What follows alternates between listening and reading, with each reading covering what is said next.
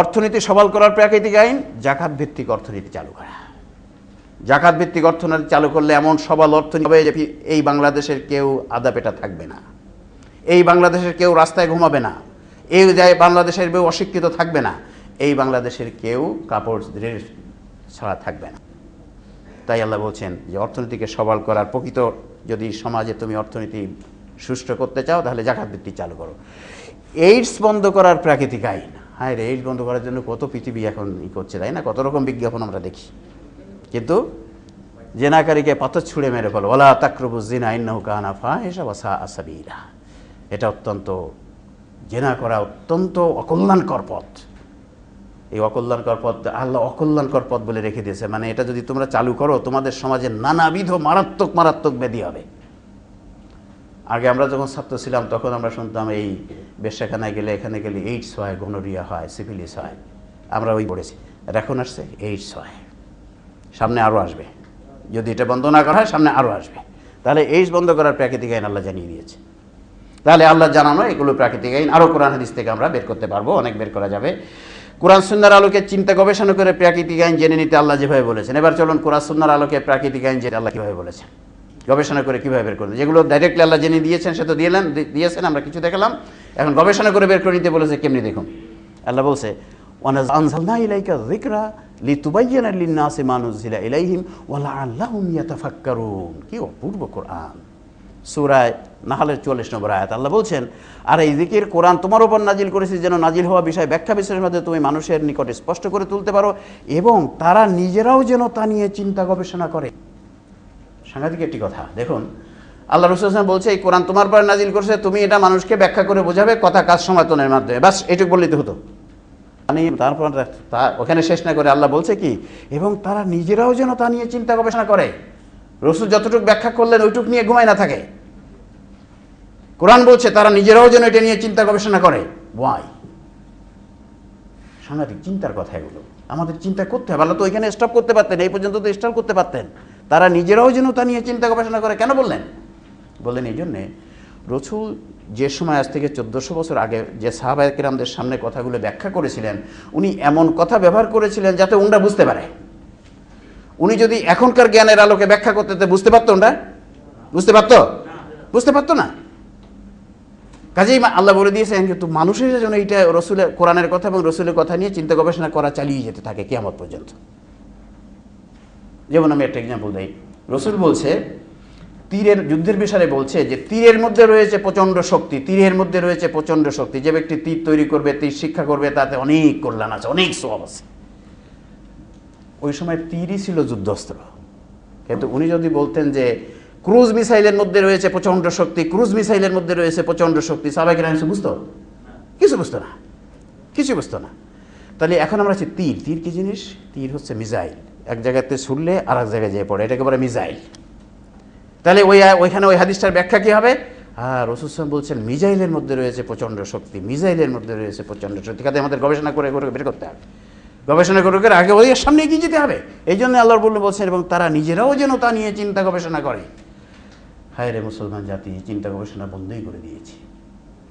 আমরা কি বলেছি যে আর চিন্তা গবেষণা করা চলবে না। ওই 300-400 হিজরির পরে চিন্তা গবেষণাকে বন্ধ করে দেওয়া হয়েছে। যার বন্ধ আর করা চলবে না, এখানে যা হয়েছে ফাইনাল। বিরাট ষড়যন্ত্র এই জাতির পিছনে হয়েছে, বিরাট ষড়যন্ত্র হয়েছে। আমরা ইনশাআল্লাহ এই ডিসকাশনে আনবো সামনে এই কথাগুলো, যে কীভাবে এই কথাগুলো আসছে, কীভাবে হয়েছে।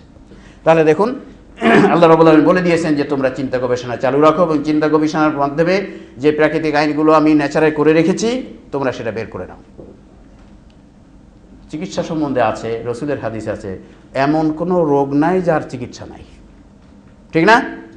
তার মানে কি? তোমরা গবেষণা করো, গবেষণা করো, গবেষণা করতে দেখবা যে এখন ক্যান্সারের চিকিৎসা নাই। ক্যান্সার চিকিৎসা মেডিকেল সায়েন্স জানে না। রাসূলের কথা বলে তোমরা গবেষণা করো, গবেষণা করে ক্যান্সারের চিকিৎসা পেয়ে যাওয়া। তাহলে আমাদের কথাগুলো বুঝতে হবে। এ কথা বুঝতে গেলে গবেষণা চালু রাখতে হবে, তাহলে আমরা ন্যাচারাল আইন বের করে নিতে পারবো। চলুন আবার এখানে বলছে ইয়াসালুনাকা আনিল খামরি ওয়াল মাইসিরি কুল ফীহিমা ইসমুন কাবীরুন ওয়া মানাফিউ লিন-নাস ওয়া ইসমুহু আকবারু মিন নাফিহিমা ওয়া ইয়াসালুনাকা মাযা ইয়ানফিকু কুলিল আফওয়া কাযালিকা ইউবাইয়িনুল্লাহু লাকুম আয়াতি লাআল্লাকুম তাতাফাক্কারুন। আমরা সবাই এই কথা জানি, কাজে আমি সংক্ষেপে চলে যাব। তারা তোমাকে মদ এবং জুয়া সম্বন্ধে জিজ্ঞাসা করে, বলে দাও এ দুটোতে মানুষের জন্য অনেক অকল্যাণ এবং কিছু কল্যাণ রয়েছে, আর তাদের অকল্যাণ কল্যাণের চেয়ে অনেক বেশি। তারা আরও জিজ্ঞেস করে, আমরা আল্লাহর পথে কী খরচ করব, বলো প্রয়োজনের অতিরিক্ত। এভাবে আল্লাহর আয়াতের মাধ্যমে কোনো জিনিসের মূল বিষয়গুলো তোমাদের নিকটে স্পষ্ট করে তুলে ধরেন, যেন বাকি বিষয়গুলো তোমরা চিন্তা গবেষণা করে বের করে নিতে পারো। আল্লাহ রাব্বুল বলছেন, তোমার কাছে মদ সম্বন্ধে জিজ্ঞাসা করে আর জুয়া সম্বন্ধে জিজ্ঞাসা করে। ওই সময় তো মদের খুব প্রচলন ছিল। যখন মদ হারাম হলো তখন নিশ্চয়ই সাহাবায়ে কেরাম জিজ্ঞাসা করেছিল, বা মানুষরা জিজ্ঞাসা করেছিল, আমরা তো মদ খাইতাম, কেন হারাম করা হলো, কী জন্য হারাম করা হলো, কারণটা কী? তা বলছে, তুমি বলে দাও মদে আছে অনেক অকল্যাণ, অর্থাৎ মদ খেলে অনেক রোগ হয়, অনেক ক্ষতি হয়, আর আছে কিছু কল্যাণ। দুটো কথাই বলা আছে এখানে। তারপরে লাস্টে বলছে, এভাবে আল্লাহ আয়াতের মাধ্যমে কোনো জিনিসের মূল বিষয়গুলো তোমাদের নিকট স্পষ্ট করে তুলে ধরেন, যেন বাকি বিষয়গুলো তোমরা চিন্তা গবেষণা করে বের করে নিতে পারো। অর্থাৎ আল্লাহ বলে দিলেন মদে আছে অনেক রোগ আর কিছু রোগের চিকিৎসা। এরপরে বলছে এখন গবেষণা করো, গবেষণা করে বের করো মদ খেলে কী কী রোগ হয় এবং মানুষকে জানাও যে মদ খেলে এই রোগ হয়। এই যদি বলতে পারো তাহলে মদ ছেড়ে দিবে, আর যদি না বলতে পারো সামনে এসে খাই না, গোপনে দিয়ে খাবে বা ইচ্ছা করেই খাবে। কিন্তু চালু যদি করতে পারো, জানাই যদি দিতে পারো এই অসুবিধা হয়, কিছু বলা লাগবে না। নামাজের মাধ্যমে ব্যায়ামের একটা শিক্ষা আছে না? নামাজের মাধ্যমে ব্যায়ামের শিক্ষা আছে না? আমরা বলেছি আমাদের আকিমুসসালাত, নামাজে তো আল্লাহ যতক্ষণ নামাজে আমি থাকি 10 মিনিট 15 মিনিট, নামাজের সবথেকে বেশি পছন্দনীয় স্থান হচ্ছে কোনটা অবস্থান সবটা আল্লাহ বেশি পছন্দনীয়? সিজদা। তা আল্লাহ তো বলতে পারতেন যে 15 মিনিট নামাজে থাকো, 20 মিনিট সিজদায় পড়ে থাকো, সেটি তো ঠিক ছিল না? যেহেতু সবচেয়ে পছন্দনীয় অবস্থান ওইটা, তাহলে আল্লাহর এটি বলেই দরকার ছিল যে 20 মিনিট তুমি সিজদায় পড়ে থাকবা বা 10 মিনিট সিজদাই পড়ে থাকবা, আর কিছু করা লাগবে না। সিজদায় থেকে তুমি সূরা ফাতিহা পড়বা, অন্য সূরা পড়বা, তারপরে তাসবিহ পড়বা, পড়ে চলে যাবা। তা না পড়ে আল্লাহ কি বললেন? হাত উঁচু করে এরকম করো, আবার এরকম করো, আবার সব ভেঙে সিজদা করো, আবার উঠে দাঁড়াও, অ্যাটেনশন। দেখা সব জয়েন্ট মুভমেন্ট হয়ে গেছে, খালি বাকি আছে ঘাড়। বললেন না, আসসালামু আলাইকুম রহমতুল্লাহ, আসসালামু আলাইকুম। তাহলে কি শিখালেন? যে ব্যায়ামের একটা শিক্ষা দিলেন, তোমাকে তোমার শরীর সুস্থ থাকার জন্য ব্যায়াম করতে হবে। নামাজের বাইরেও কিছুক্ষণ তুমি ব্যায়াম করবা। দেখুন, এই নামাজের এই কথা তো সেই 1400 বছর আগেই আছে, কিন্তু মানুষ অত ব্যায়াম করতো না। এখন মেডিকেল সায়েন্স যখন বলছে ব্যায়াম করলে অনেক রোগ থেকে মুক্ত থাকা যায়, আর রমনা পার্কে জায়গা পাওয়া যায় না, ঠিক না? রমনা পার্কে জায়গা পাওয়া যায় না, কিন্তু আল্লাহ বলছে তুমি চিন্তা গবেষণা করে এগুলো কথা বের করে নাও। আমি যে কাজ তোমাকে করতে বলেছি এর মধ্যে অনেক কল্যাণ রয়েছে, দুনিয়ার অনেক কল্যাণ রয়েছে, পরকালের তো কল্যাণ আছেই। আমাদের কাজ কি চিন্তা গবেষণা করে বিষয়গুলো বের করে মানুষকে জানাতে হবে। খালি এই কথা বলতে হবে, আল্লাহ বলছে নিষেধ করছে, করিস না, আল্লাহ নিষেধ করছে, আল্লাহ নিষেধ করছে, করিস না, এই কথায় কাজ হবে না ভালো। আল্লাহ তখন বলেনি, আল্লাহ বলছে তুমি হিকমত দিয়ে বুঝাই দেবে, ব্যাখ্যা করো। কাজেই আমাদের ব্যাখ্যা করে বের করে দেবে। আল্লাহ চিন্তা গবেষণা করে প্রাকৃতিক আইন বের করে নিয়ে নিজেদের কল্যাণে লাগাতে বলছে। আবার এখানে কি বলছে? কিতাবুন আনজালনাহু ইলাইকা মুবারাকুন লিয়াদাব্বারু আয়াতিহি, যে কিতাব তোমার উপর নাজিল করা হয়েছে তা এক মহাবরকতময় কিতাব, মানুষরা যেন তার আয়াত নিয়ে চিন্তা গবেষণা করে। মানুষদের তোমরা চিন্তা গবেষণা করো, চিন্তা গবেষণা করে আমার যে প্রাকৃতিক আইনি নেচারে আছে এগুলো বের করে নিয়ে নিজেরাও ব্যবহার করে কল্যাণপ্রাপ্ত হও এবং মানব সভ্যতাকে জানাও। দায়িত্ব ছিল আমাদের চিন্তা গবেষণা করে আজ সায়েন্সের যে ন্যাচারাল লগুলো বের করা, কিন্তু আমরা তো না বুঝে পড়ে 10 নেকি কামাই করার জাতি হয়ে গেছি। না বুঝে পড়ে 10 নেকি কামাই, আমরা এটা আমাদের সিডি আছে, না বুঝে পড়লে কি হবে কোরআন হাদিসে স্পষ্ট বলা আছে। কোত্থেকে আমরা বের করে নিলাম না বুঝে পড়ে 10 নেকি কামাই করা, আর না বুঝে পড়ে বের করেই যাচ্ছে। আর আল্লাহ বলছে বুঝে তো পড়বাই, খালি বুঝে পড়লে হবে না, চিন্তা গবেষণা করবা, চিন্তা গবেষণা করে ন্যাচারাল লগুলো বের করে মানুষকে জানাবা। আবার বলছে আফালা ইয়াতাদাব্বারুনাল কুরআন আম আলা কুলুবিন আকফালুহা, তারা কি কোরআন নিয়ে চিন্তা গবেষণা করে না, না তাদের অন্তরে তালা পড়ে গিয়েছে? কেন কোরআন নিয়ে চিন্তা গবেষণা করো না? কেন কোরআনের যে কতটুকু আমি বলে রাখছি বাকিটা নিয়ে চিন্তা গবেষণা করা? ওয়া আনজালনাল হাদিদি ফি বা'সিন শাদীদিন ওয়া মানাফিউ লিন-নাস, আমি মেটাল বিতরণ করেছি, এর মধ্যে রয়েছে প্রচণ্ড শক্তি। ব্যাস এই কতটুকু জেনে গবেষণা করতে যদি আমরা বসে যেতাম, আল্লাহ বলছে যে মেটালের মধ্যে, লোহার মধ্যে বা ইউরেনিয়ামের মধ্যে প্রচণ্ড শক্তি আছে। যদি আমরা গবেষণা করতাম তাহলে অ্যাটম বোম, হাইড্রোজেন বোম সব আমাদের হাতে থাকতো। আর ওই বুশ সাহেব আর অন্য সাহেব যত আছে সব মুসলমানদের দেখতে উড়ে বাবা রে, উড়ে বাবা মুসলমান, হায় রে আল্লাহ, খালি 10 নেকি জমাই করেছি না বুঝি। আল্লাহ বলছেন ওয়াইদু লাহুম মাসতাতাতু মিনাল কুওয়াতি ওয়া বিন রিবাতিল খাইল, তুরহিবুনা ভি আদুওয়াল্লাহি ওয়া আদুওয়াকুম, যে তোমরা তোমাদের শত্রুদের জন্য যুগ উপযোগী এমন শক্তি, সমার শক্তি জোগাড় করে রাখবা, এমন মান এবং পরিমাণের সমার শক্তি জোগাড় করে রাখবা যার নাম শুনলেই ওই বুশ সাহেবরা ভয়ে থরথর করে কাঁপে। কোরআন বলছে। আর আমরা নাউজে ঘুরে 10 নেকি কামাই করেছি।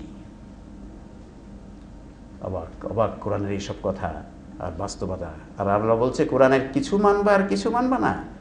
কি হবে তাহলে? কি হবে? দুনিয়ায় হবে চরম লাঞ্ছনা।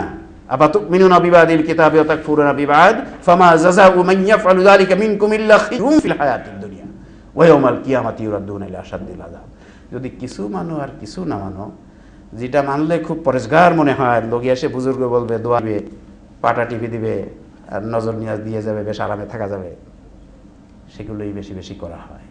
আর বাকিগুলো যেখানে একটু কষ্ট আছে, একটু ঝক্কি ঝামেলার সম্ভাবনা আছে, ওটা আমি ভালো মানুষ, আমি ওইসব খারাপ কথা বলি নাই, আমি ভালো মানুষ। তাহলে দুনিয়ায় লাঞ্ছনা হবে, হচ্ছে। যদি আমরা এটা না শুধরাই, আমাদের এই পেতেই থাকতে হবে। কুল্লামা উলকিয়া ফিহা ফাউজুন সালাম আলাম ইয়াতিকুম ক্বালু বালা ক্বাদ জাআনা নাযীর ফাকাযযাবনা ওয়া কুলনা মা নাযালাল্লাহু মিন শাইইন ইন আনতুম ইল্লা ফি যালালিন কাবীর ওয়া ক্বালু লাউ কুন্না নাসমাউ আও না'কিলু মা কুন্না ফি আসহাবিস সাঈর। কি বলছে সূরা মুলকে 10 নম্বর আয়াত। যখন তাতে অর্থাৎ জাহান্নামে কোনো কাফের দল উপস্থিত হবে, রক্ষীগণ জিজ্ঞেস করবে, কোনো সতর্ককারী তোমাদের নিকট পৌঁছায়নি? কোনো সতর্ককারী তোমাদের কাছে যে পৌঁছায়নি, তোমাদেরকে সতর্ক করে নাই? উত্তরে তারা বলবে, সতর্ককারী আমাদের নিকট পৌঁছেছিল, কিন্তু আমরা তাদের অস্বীকার করেছিলাম এবং বলেছিলাম আল্লাহ কিছুই নাযিল করেনি। আসলে তোমরা বিরাট ভুলের মধ্যে আসো। বলবে, হ্যাঁ সতর্ককারী আসছিল, এসে আমাদের কাছে কোরআন সুন্নাহর কথা বলছিল, দিয়ে সতর্ক করেছিল। আমরা বলছিলাম, ওসব কোরআনের আল্লাহর কথা ওটা না, তোমরা ভুলের মধ্যে আছো, তোমরা ভুলের মধ্যে আছো, ওসব তো আল্লাহর কথা না। তারপরে কি বলবে? অতঃপর তারা বলবে, হায় আমরা যদি তাদের অর্থাৎ কোরআন হাদিসের বক্তব্য শুনতাম এবং বিবেক বুদ্ধি খাটিয়ে চিন্তা গবেষণা করে তা থেকে শিক্ষা নেওয়ার চেষ্টা করতাম, তবে আজ আমাদের দুঃখে আসতে হতো না। এই সাংঘাতিক কথা না? বলছে আমরা যদি কোরআন হাদিসের ওই সুন্নাহের ওই কথাগুলো শুনতাম, ওই কথাগুলো অর্থাৎ আজ যদি কোরআন হাদিস পড়ে দেখতাম কি লেখা আছে এবং ওইটা নিয়ে যদি আমাদের বিবেক খাটিয়ে তো চিন্তাভাবনা করতাম, তাহলে দেখতাম যে আরে কি অপূর্ব কথা, কি অপূর্ব কথা। তাহলে আমরা ওইগুলোকে বিশ্বাস করতে পারতাম, দৃঢ়পদে ওর পরে দাঁড়িয়ে থাকতে পারতাম, মনের প্রশান্তি নিয়ে ওর পরে আমল করতে পারতাম, তাহলে আজ আমাদের আজ দোজখে আসতে হতো না। হাই মুসলমান জাতি, আমরা যদি চিন্তা গবেষণা বন্ধ করে দিয়েছি, আজ আমরা আবার এই অনুষ্ঠানের মাধ্যমে সবাই অন্তত চিন্তা করব, কোরআন সুন্নাহ, কোরআন হাদিস পড়ে আল্লাহ যে প্রাকৃতিক আইন জানিয়ে দিয়েছে সেটা জানবো, এবং যারাই পড়ি আমাদের যতটুকু আল্লাহ ক্ষমতা দিয়েছে আমরা পড়ে একটু চিন্তা করব। আমরা বুঝে তো পড়বই, না বুঝে তো পড়বো না, অর্থসহ পড়ব, পড়ে সবাই যতটুকু পারে, যার যতটুকু ক্ষমতা আছে একটু চিন্তা করবো, আল্লাহ কী কথা বললেন, কি এখানে আছে, কি এখানে চিন্তা করবো, করবো কিনা? আমরা সবাই চেষ্টা করবো ইনশাআল্লাহ। সম্মানিত উপস্থিতি, অনেকক্ষণ ধরে আপনাদের সামনে আজকের সাবজেক্ট আমরা প্রেজেন্ট করেছি। আমি চেষ্টা করেছি যতটুকু ব্যাখ্যা করে বোঝানোর চেষ্টা করেছি।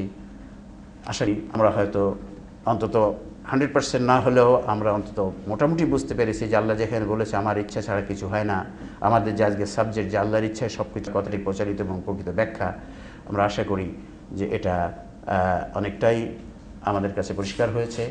আপনারা যদি এই সিডি বেরিয়ে যাবে, সিডিগুলি যদি আবার দেখেন, হয়তো আবার দেখলে একবারে শুনে সবই তো এখন হয়তো খেয়াল রাখতে পারবে না, সিডি আপনাদের সামনে থাকবে, এ বিষয়ে বই আছে, আমরা নিজেরা পড়বো, জানবো। এই বিষয়ে যদি কোনো প্রশ্ন আজকে থাকলে সেটার উত্তর দেবো এবং সামনে এগুলো পড়বো, পড়ে আমরা নিজেরা বুঝবো। আপনারা যেখানে হয়তো আপনাদের মনে প্রশ্ন থাকে বা আজকের অনুষ্ঠানের বাইরে যে প্রশ্ন থাকলে আপনারা আমার কাছে চিঠি লিখতে পারেন, ইমেইল করতে পারেন, আমার সাথে ফোনে কথা বলতে পারেন, আমার সাথে হসপিটালে এসে দেখা করতে পারেন। আমরা চেষ্টা করবো এবং আমরা যারা বুঝেছি আমরা একে অপরকে এটা বোঝানোর চেষ্টা করবো কিনা? কারণ আজ মানুষ চরম ভুলের মধ্যে